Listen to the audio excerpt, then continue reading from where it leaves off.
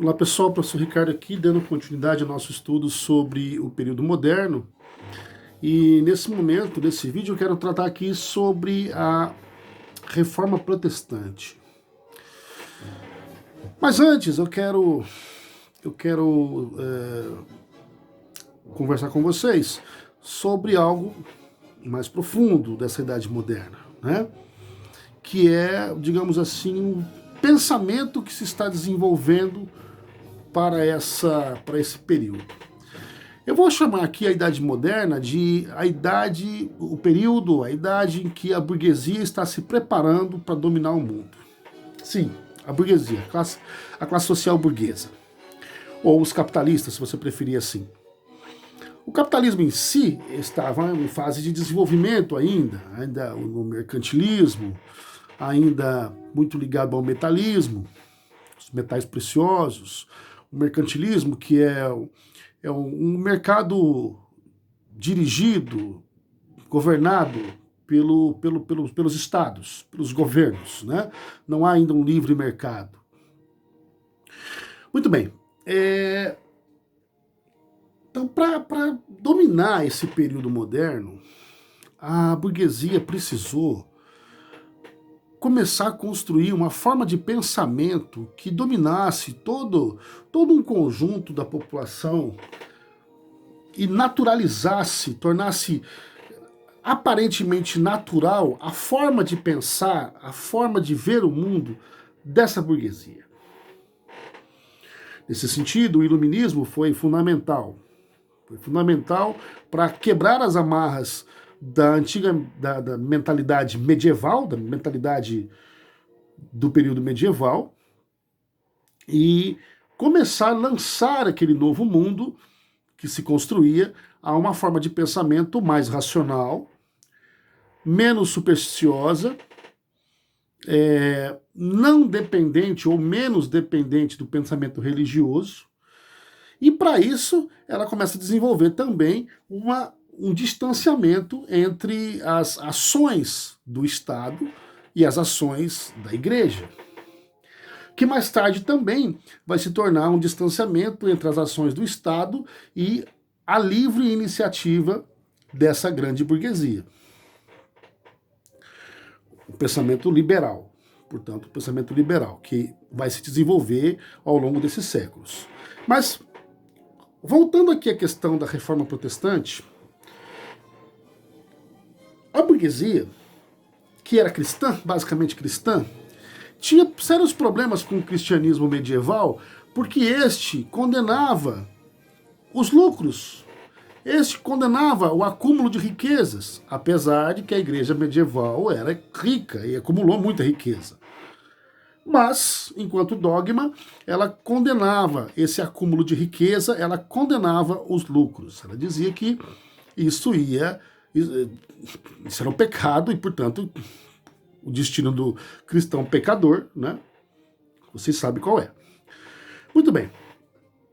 Ocorre, então, que a partir do momento que um sujeito chamado Martinho Lutero, um alemão chamado Martinho Lutero, que era da Igreja Católica, e começa a se rebelar contra o pensamento da Igreja, porque ele começa a encontrar muitas incongruências entre o que a Igreja praticava e aquilo que estava escrito nos escritos sagrados dessa Igreja Católica, ele começa a se rebelar e começa a escrever teses que contestavam aquelas ações da Igreja Católica, e a partir daí começa um processo de ruptura entre a Igreja Cristã, dentro da Igreja Cristã.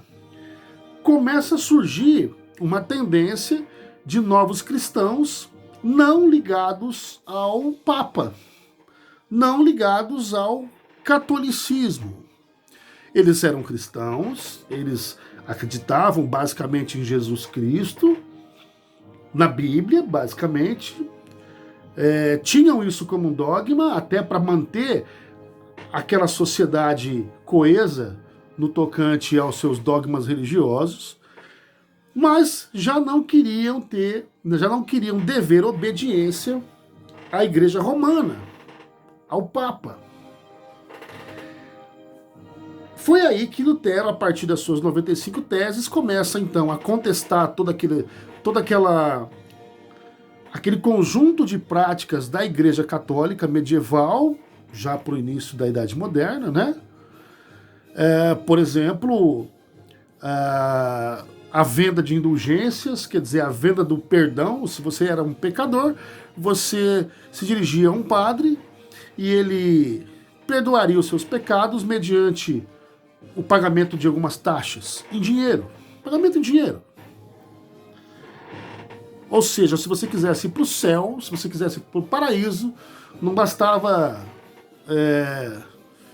rezar, ir à missa, etc. e tal, praticar caridade, não. Você tinha que pagar mesmo para a igreja um tributo, de acordo com o teu pecado. Essa é a chamada venda de indulgências. Também a venda e a exposição de relíquias sagradas. Durante o período medieval, a Europa se infestou de relíquias sagradas, que na verdade nada mais eram do que bugigangas, que eram vendidas ou exibidas em igrejas, ou em praças, ou em castelos, como se fossem sagradas. Por exemplo, eram exibidos ossos humanos e dizia-se que pertencia a algum santo. Não se sabia se era ou não daquele santo, daquela pessoa que foi canonizada, né? Daquele santo. Mas muitas pessoas pagavam para ver aqueles ossos. Pedacinhos de madeira que diziam ser da cruz, da crucificação de Jesus, também foram vendidos aos montes. Pregos que foram da crucificação também, quer dizer, isso vendeu-se pela Europa toda. Eram relíquias falsas, eram falsas relíquias, não tinha nada de sagrado aqui, apenas um comércio baseado na fé, na boa fé daquela população ingênua, daquela população humilde, daquela população ignorante europeia. Essa foi uma outra questão que o Lutero questionou. O próprio celibato dos padres foi questionado pelo Lutero, uma vez que a igreja não respeitava esse celibato. Existia, sim, a norma, como existe até hoje, mas não existia o cumprimento dessa norma por parte dos religiosos, que tinham vidas sexuais quase que normais, clandestinas, mas sabidas por quase todo mundo. Então ele questionava essa hipocrisia também. Então Lutero teve um papel importante no questionamento dos dogmas do cristianismo. Claro que o pensamento dele acabou favorecendo o pensamento para a burguesia, construiu um pensamento para a burguesia, para a burguesia se apropriar dele. Mas foi interessante a forma como ele criticou. Então surge essa ruptura entre a Igreja Católica. Claro que a Igreja Católica não aceitou isso em silêncio. A partir dessa reforma, ela lança uma contra-reforma, ela reafirma aqueles dogmas todos que o Lutero questionava, ela inclusive reativa o Tribunal da Santa Inquisição, que é lá da Idade Média, mas ela traz de volta na Idade Moderna para perseguir esses chamados protestantes, né? Daí o termo protestantes, que hoje nós chamamos de evangélicos. Genericamente nós chamamos de evangélicos, né? Mas então esse momento foi muito importante, porque há uma ruptura do pensamento medieval, então é um pensamento novo que está se criando na Idade Moderna, e que o cristianismo não precisa estar ligado diretamente à Igreja Católica. E isso é muito forte nos dias de hoje, né? Percebam o quanto isso é forte. Nós estamos falando de algo que aconteceu há mais de 500 anos, mas olha a implicação que teve, né? A quantidade de igrejas evangélicas, por exemplo, que nós temos até hoje, ou outras igrejas que não são evangélicas, mas que são cristãs, algumas ligadas, por exemplo, ao espiritismo, ligadas a religiões afro-brasileiras, mas que têm o cristianismo como base. E então Lutero foi um dos que marcou, talvez o que mais marcou essa ruptura da Igreja Católica,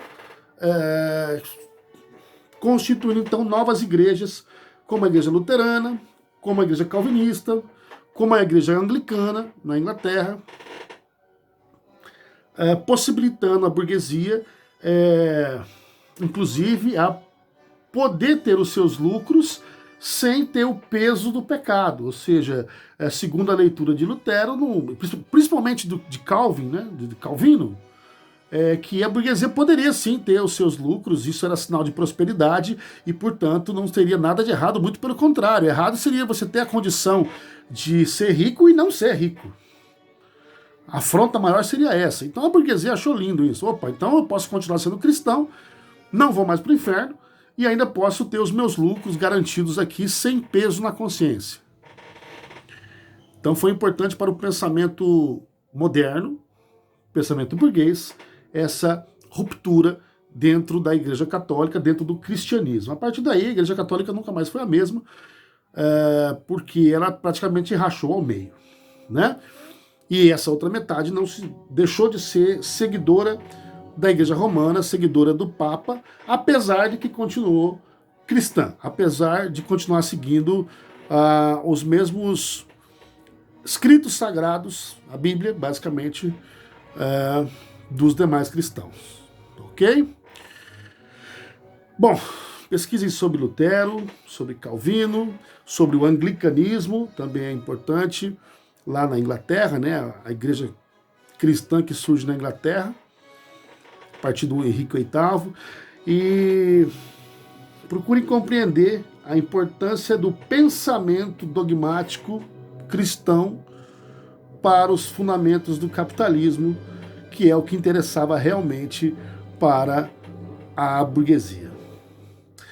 Ficamos por aqui, vamos para o próximo vídeo então. Por enquanto é isso. Tchau, tchau.